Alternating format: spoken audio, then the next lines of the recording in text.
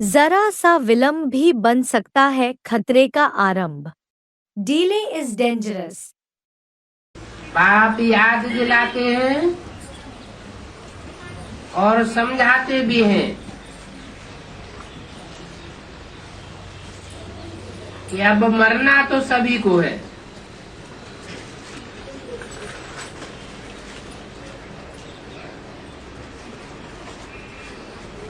कोई को शरीर की मौत मरना है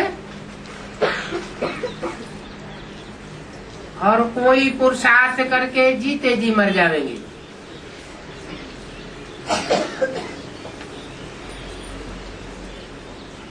जो जीते जी मरेंगे वो अपना ही जीवन कुछ चाक बनावेंगे। अभी अपना जीवन याद की यात्रा से हीरे जैसा बनाए लो।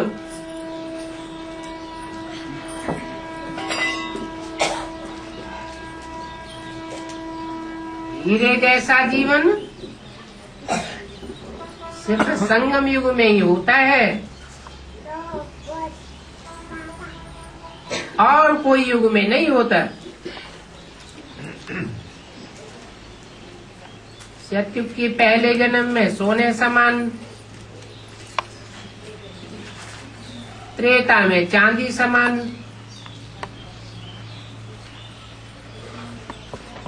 तो अभी तुम अपना जीवन हीरे जैसा बना सकते हो। बहुत फायदे का कारोबार है। गॉडली स्टूडेंट लाइफ ये सोर्स ऑफ इनकम है, एक जन्म के लिए नहीं, जन्म जन्मांतर के लिए। बच्चे जानते हैं कि हम स्वर्गवासी विश्व का मालिक बन रहे हैं, तो अपने को देखते रहो कि हम क्या कर रहे हैं, कहाँ सुस्ती तो नहीं करते हैं, क्योंकि डिले इज डेंजरस। पेपर बाबा ने पहले ही बता दिया कि फाइनल पेपर क्या होगा, नष्टो मोहा और स्मृति लब्धा। किससे नष्टो मोहा? देह और देह के लौकिक संबंधियों से। बस लौकिक हो चाहे अलौकिक संबंधी हो, क्योंकि अलौकिक ब्राह्मण परिवार में भी संबंध संपर्क तो जोड़े हुए हैं ना, उन सब से नष्ट हो। मेरा तो एक, दूसरा न कोई। और ये कितने टाइम का पेपर होगा? 1 सेकंड का पेपर होगा। उस सेकंड में जिसने निर्णय कर लिया वो तो परमात्मा के पास गॉड फादर के नजदीक वाला मणका बनेगा। और 1 सेकंड फेल हो गया तो मणका नीचे, फिर दूसरी सेकंड फेल हुआ फिर और नीचे, तो सेकंड बाई सेकंड नीचे गिरते जाएंगे। हैं? हैं? क्या? और के सब आ जाएंगे। जब 1 सेकंड डिले कर दिया तो जिसने डिले नहीं किया 1 सेकंड भी, फट से निर्णय शक्ति इतनी तीखी बन जाए कि फट से निर्णय कर ले, यही गॉड फादर है। तो 1 सेकंड का पेपर होगा और एक ही प्रश्न का पेपर होगा, जाकर के राज्य करेंगे। जो ज्ञान का लक्ष्य है, जो पढ़ाई का लक्ष्य है, जो हमारी पढ़ाई है, उसकी जो एग्जाम है, वो हमारा मुख्य एग्जाम कौन सा है? नष्ट हुआ स्मृति लब्धा। तो तन से, मन से, धन से, संपर्कियों से, संबंधियों से क्या हम 100% नष्टो मोहा बने हैं?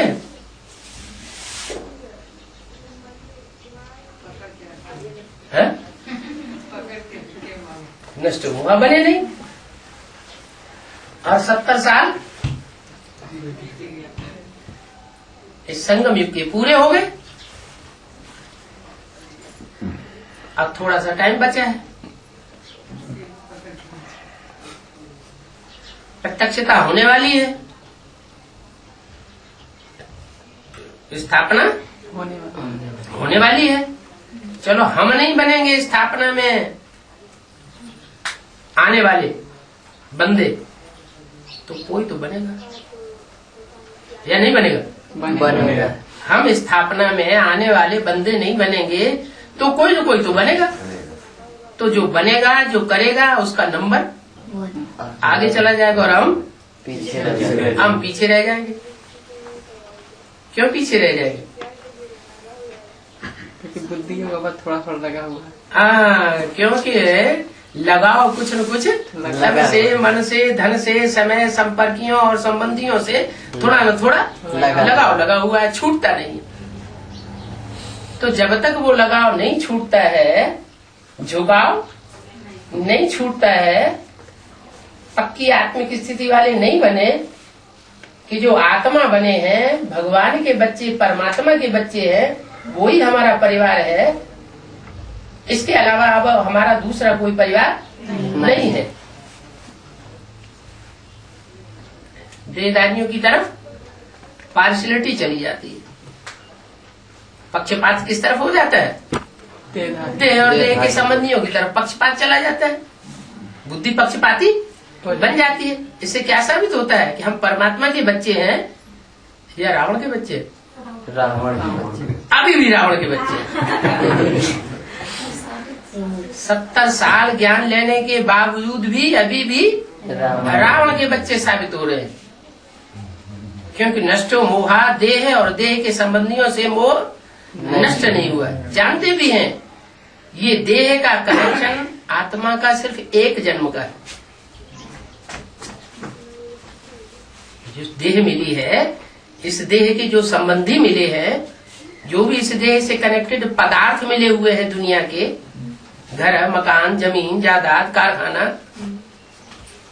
वो इस एक जन्म से ही संबंधित है ना, देह से ही संबंधित है ना, आत्मा से तो संबंधित नहीं है। ये जानते हुए भी बुद्धियोग उनसे टूट नहीं पाता है, तो नंबर जरूर पीछे हो जाएगा। तो डिले इज डेंजरस। क्या? अगर इसी तरह हम अलबेलेपन में रहे, अरे आज नहीं तो कल हो ही जाएगा। भगवान हमारा साथी है, तो साथी हमको साथ न दे ये तो हो नहीं सकता। लेकिन साथी भी नंबरवार है हम या अव्वल नंबर के साथी है? तो नंबरवार में क्यों आते हैं? नंबरवार अगर भगवान के साथी की लिस्ट में आ जाएंगे तो वर्षा भी नंबरवार का मिलेगा। अगर अव्वल नंबर का वर्षा मिलना है, लेना है, तो पक्का पक्का भगवान का साथी बनना चाहिए हर परिस्थिति में। किसका साथी? भगवान का साथी। तो अव्वल नंबर का वर्षा पाएंगे। तन की ताकत को देखना है कि तन की ताकत किसके सहयोग में जा रही है। घड़ी घड़ी चेक करना, ये जो तन की ताकत है वो सारे दिन में भगवान के कार्य में कितनी लगाई, और जो देह की तरफ, मनुष्यों की तरफ, जो देह के संबंधियों की तरफ झुकाव जाता है, संपर्कियों की तरफ झुकाव जाता है, उसमें कितनी लगाई। कितना समय हमने ईश्वरीय कार्य में दिया और कितना समय देह और देह के संबंधियों और संपर्कियों में दिया। कभी कभी ऐसा होता है सुबह से शाम तक हम सेवा करने में तो लगे रहते हैं, ईश्वरीय सेवा करते हैं, लेकिन अंदर में ये चालाकी भरी रहती है कि जिनकी हम सेवा कर रहे हैं कल ये हमारे बड़े सहयोगी बन जाएंगे, ये हमको कोई बड़ा मकान दे देंगे, बड़े धन का अमाउंट दे देंगे, तो हम बड़े सर्विसेबल साबित हो जाएंगे, हमारा मान मर्तबा खूब हो जाएगा। तो ये लौकिक दुनिया की प्राप्ति हुई, एक जन्म की प्राप्ति हुई या सदाकाल की प्राप्ति हुई? एक जन्म। अल्पकाल की प्राप्ति की तरफ बुद्धियोग चला जाता है। ये अल्पकाल की प्राप्ति भगवान नहीं सिखाता है, भगवान को कितने जन्म की प्राप्ति देने के लिए आया हो। ऐसी सेवा करनी है जिससे एक जन्म की, इस जन्म की प्राप्ति न हो, कितने जन्म की प्राप्ति हो, 21 जन्मों की प्राप्ति हो। और 21 जन्मों के आधार पर 63 जन्मों का भी हमारा हिसाब किताब बन जाए। तो इस नारकीय दुनिया में रहते हुए अब हमें घड़ी घड़ी ये चेकिंग करनी है कि नरक की तरफ हमारी बुद्धि कितनी है 24 घंटे में, और आने वाली नई दुनिया की तरफ हमारी बुद्धि योग कितना जाता है।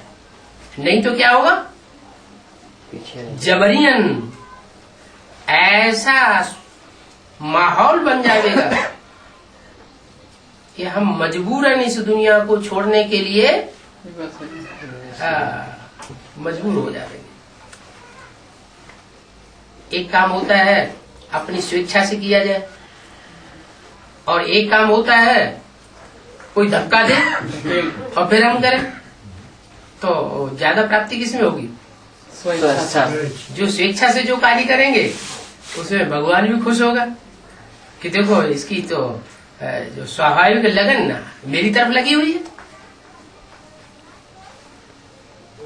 और धर्मराज पीछे से डंडा मारे फिर मजबूर होकर के डंडों के दर्द से परेशान होकर के फिर हम मुड़ जाएं, तो उसमें हमारा पद नीचा हो जाएगा। लास्ट तक जो पक्के होंगे उन्हों को साक्षात्कार होंगे, फिर वही संगठन की भट्ठी होगी, सेवा पूरी हो जाएगी। अभी सेवा के कारण जहाँ तहाँ बिखर गए हो, फिर नदियाँ सब सागर में समा जाएंगी। लेकिन समय नाजुक होगा, साधन होते हुए भी काम नहीं करेंगे। इसलिए बुद्धि की लाइन बहुत क्लियर चाहिए, जो टच हो जाए कि अभी क्या करना है। 1 सेकेंड भी देरी की तो गए। जैसे वह भी अगर बटन दबाने में 1 सेकेंड भी देरी की तो क्या रिजल्ट होगी, यह भी अगर 1 सेकेंड टचिंग होने में देरी हुई तो फिर पहुंचना मुश्किल होगा। वह लोग भी कितना अटेंशन से बैठे रहते हैं। तो यह बुद्धि की टचिंग, जैसे शुरू में घर बैठे आवाज आया, बुलावा हुआ कि आओ पहुंचो, अभी निकलो, और फौरन निकल पड़े, ऐसे ही अंत में भी बाप का आवाज पहुंचेगा। जैसे साकार में सभी बच्चों को बुलाया, ऐसे आकार रूप में सभी बच्चों को आओ आओ का आवाहन करेंगे। बस आना और साथ जाना। ऐसे सदा अपनी बुद्धि क्लियर हो, और कहाँ अटेंशन गया तो बाप का आवाज, बाप का आवाहन मिस हो जाएगा। यह सब होना ही है। अव्यक्त वाणी, तारीख 6 मार्च 1985, पृष्ठ 3 आदि।